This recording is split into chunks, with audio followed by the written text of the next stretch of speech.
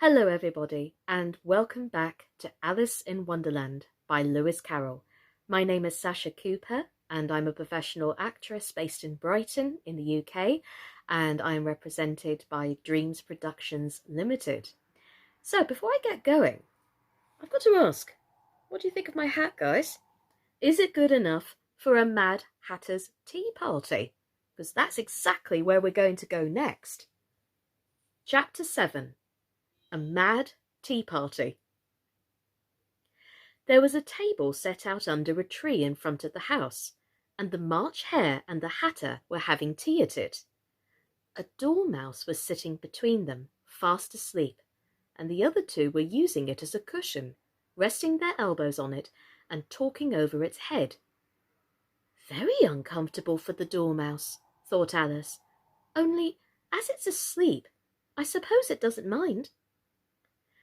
The table was a large one, but the three were all crowded together at one corner of it. "No room! No room!" they cried out when they saw Alice coming. "There's plenty of room," said Alice indignantly, and she sat down in a large armchair at one end of the table. "Have some wine," said the March Hare in an encouraging tone. Alice looked all around the table, but there was nothing on it but tea. "I don't see any wine," she remarked. "There isn't any," said the March Hare. "Then it wasn't very civil of you to offer it," said Alice angrily.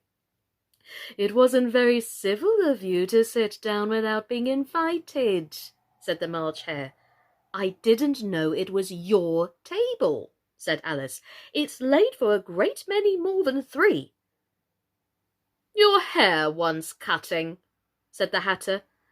He had been looking at Alice for some time with great curiosity, and this was his first speech. "You should learn not to make personal remarks," said Alice with some severity. "It's very rude." The Hatter opened his eyes very wide at hearing this, but all he said was, "Why is a raven like a writing desk?" "Oh, come, we shall have some fun now," thought Alice. "I'm glad they've begun asking riddles. I believe I can answer that," she added aloud. "Do you mean you think you can find out the answer to it?" said the March Hare. "Exactly so," said Alice. "Then you should say what you mean," the March Hare went on. "I do," Alice hastily replied. At least I mean what I say. That's the same thing, you know." "Not the same thing a bit," said the Hatter. "You might just as well say that I see what I eat is the same thing as I eat what I see." "You might just as well say," added the March Hare, "that I like what I get is the same thing as I get what I like." "You might just as well say," added the Dormouse, which seemed to be talking in his sleep, "that I breathe when I sleep is the same thing as I sleep when I breathe." "It is the same thing with you," said the Hatter, and here the conversation dropped, and the party sat silent for a minute, while Alice thought over all she could remember about ravens and writing desks, which wasn't much. The Hatter was the first to break the silence. "What day of the month is it?" he said, turning to Alice. He had taken his watch out of his pocket, and he was looking at it uneasily, shaking it now and then, and holding it to his ear. Alice considered a little, and said, "The 4th." "2 days wrong," sighed the Hatter. "I told you butter wouldn't suit the works," he added, looking angrily at the March Hare.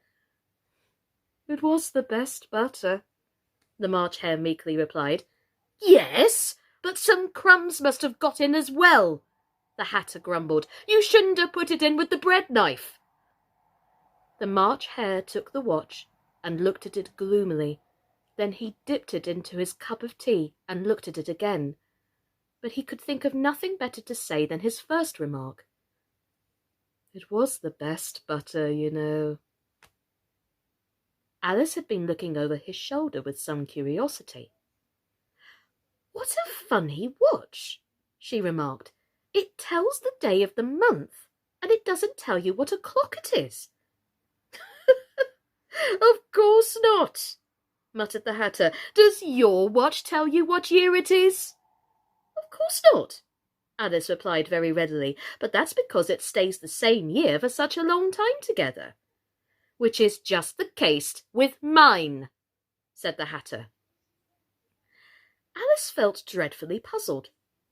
The Hatter's remark seemed to have no sort of meaning in it, and yet it was certainly English. "I don't quite understand you," she said as politely as she could. "Ah, the Dormouse is asleep again," said the Hatter, and he poured a little hot tea upon its nose. The Dormouse shook its head impatiently and said without opening its eyes, Of course, just what I was going to remark myself."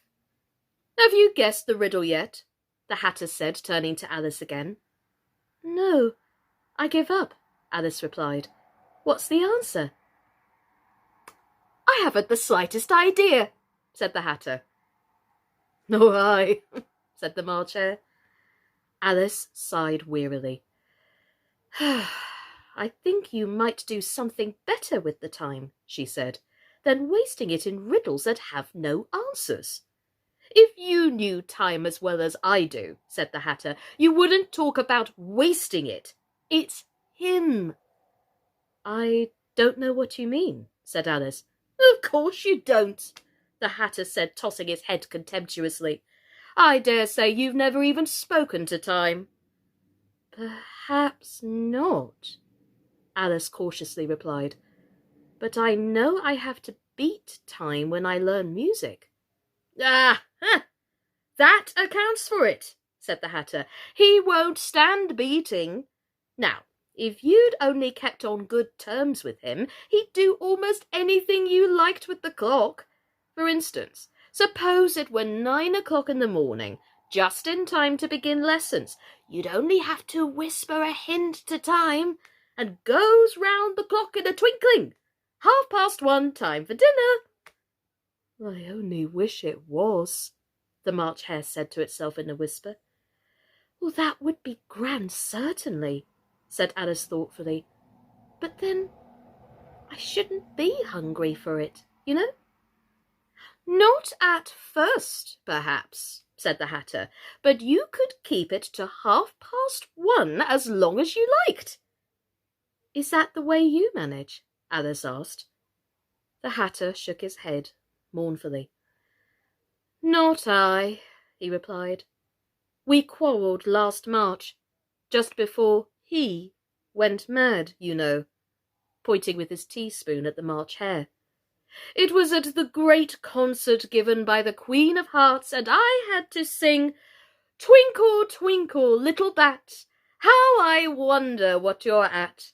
You know the song, perhaps?" "I've heard something like it," said Alice. "It goes on, you know," the Hatter continued, "in this way. Up above the world you fly, like a tea tray in the sky. Twinkle, twinkle." Here the Dormouse shook itself and began singing in its sleep, "Twinkle, twinkle, twinkle, twinkle," and went on so long that they had to pinch it to make it stop. "Well, I'd hardly finished the first verse," said the Hatter, "when the Queen jumped up and bawled out, 'He's murdering the time, off with his head!'" "How dreadfully savage!" exclaimed Alice. "Oh, and ever since then," the Hatter went on in a mournful tone, "he won't do a thing I ask. It's always 6 o'clock now." A bright idea popped into Alice's head. "Is that the reason so many tea things are put out here?" she asked. "Yes, that's it," said the Hatter with a sigh. "It's always tea time, and we've no time to wash the things between whiles." "Then you keep moving round, I suppose?" said Alice. "Exactly so," said the Hatter, "as the things get used up." But what happens when you come to the beginning again? Alice ventured to ask. Suppose we change the subject, the March Hare interrupted, yawning. I'm getting tired of this. I vote the young lady tells us a story. Oh, I'm afraid I don't know one, said Alice, rather alarmed at the proposal. Then the Dormouse shall, they both cried. Wake up, Dormouse! And they pinched it on both sides at once. The Dormouse slowly opened his eyes. I wasn't asleep, he said in a hoarse, feeble voice. I heard every word you fellows were saying. Tell us a story, said the March Hare. Yes, please do, pleaded Alice. And be quick about it, added the Hatter, or you'll be asleep again before it's done. Once upon a time there were 3 little sisters, the Dormouse began in a great hurry, and their names were Elsie, Lacie, and Tilly, and they lived at the bottom of a well. What did they live on? Asked Alice, who always took a great interest in questions of eating and drinking. They lived on treacle, said the Dormouse after thinking a minute or two. They couldn't have done that, you know, Alice gently remarked. They'd have been ill. So they were, said the Dormouse. Very ill. Alice tried to fancy to herself what such an extraordinary ways of living would be like, but it puzzled her too much. So she went on. But why did they live at the bottom of a well? Take some more tea, the March Hare said to Alice earnestly. I've had nothing yet, Alice replied in an offended tone, so I can't take more. It means you can't take less, said the Hatter. It's very easy to take more than nothing. Nobody asked your opinion, said Alice. Who's making personal remarks now? The Hatter asked triumphantly. Alice did not quite know what to say to this, so she helped herself to some tea and bread and butter, and then turned to the Dormouse and repeated her question. Why did they live at the bottom of a well? The Dormouse took a minute or two to think about it and then said, It was a treacle well. There's no such thing, Alice was beginning angrily, but the Hatter and the March Hare went shh, and the Dormouse sulkily remarked, If you can't be civil, you'd better finish the story yourself. Oh, no, please, go on, said Alice very humbly. I won't interrupt again. I dare say there may be one. One, indeed, said the Dormouse indignantly. However, he continued to go on. And so, these 3 little sisters, they were learning to draw, you know. What did they draw? Said Alice, quite forgetting her promise. Treacle, said the Dormouse, without considering at all this time. I want a clean cup, interrupted the Hatter. Let's all move one place on. He moved on as he spoke, and the Dormouse followed him. The March Hare moved into the Dormouse's place, and Alice rather unwillingly took the place of the March Hare. The Hatter was the only one who got any advantage from the change, and Alice was a good deal worse off than before, as the March Hare had just upset the milk jug into his plate. Alice did not wish to offend the Dormouse again, so she began very cautiously. But I don't understand. Where did they draw the treacle from? You can draw water out of a water well, said the Hatter, so I should think you could draw treacle out of a treacle well. Eh, stupid? But they were in the well, Alice said to the Dormouse, not choosing to notice his last remark. Of course they were, said the Dormouse. Well in. This answer so confused poor Alice that she let the Dormouse go on for some time without interrupting it.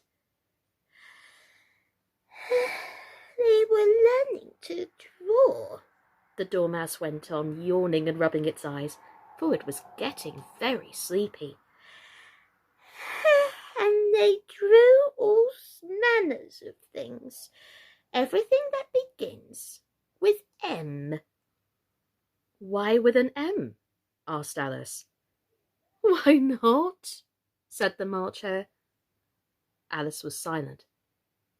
The Dormouse had closed its eyes by this time and was going off into a doze. But on being pinched by the Hatter, it woke up again with a little shriek and went on, That begins with an M, such as mousetraps and the moon and memory and muchness. You know you say things are much of a muchness. Did you ever see a thing as a drawing of a muchness? Really, now you ask me, said Alice, very much confused. I don't think— Then you shouldn't talk, said the Hatter. This piece of rudeness was more than Alice could bear. She got up in great disgust and walked off. The Dormouse fell asleep instantly, and neither of the others took the least notice of her going, though she looked back once or twice, half hoping they would call after her. The last time she saw them, they were trying to put the Dormouse into the teapot.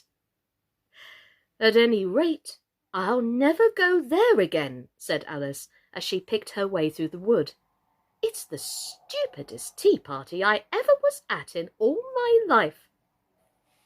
Just as she said this, she noticed that one of the trees had a door leading right into it. That's very curious, she thought. But everything's curious today.